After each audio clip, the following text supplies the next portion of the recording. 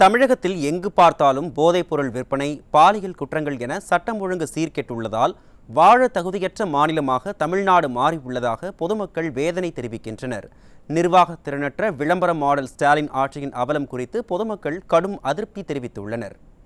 மக்களுக்கு தேவையற்ற போதை விஷயம், கஞ்சா, பாலியல் வன்கொடுமை, கள்ளச்சாராயம், இந்த மாதிரி விஷயம் அமோகமாக நடக்கக்கூடிய திராவிட முன்னேற்ற கழக ஆட்சி வரும் 2026 10 சீட்டு பிடிக்கிறது கூட மிகப்பெரிய கஷ்டம். மக்களுக்கு எல்லாத்துக்கும் வெட்ட வெளிச்சமாக தெரிஞ்சு போச்சு. திராவிட முன்னேற்ற கழக ஆட்சியில் மக்களுக்கு தேவையற்ற விஷயங்கள் தான் நடக்குது. ரவுடிசியமும், கொலை, கொள்ளை, இதுதான் அநியாயத்துக்கு இப்போ தமிழகத்தில் நடந்துக்கிட்டு இருக்கு.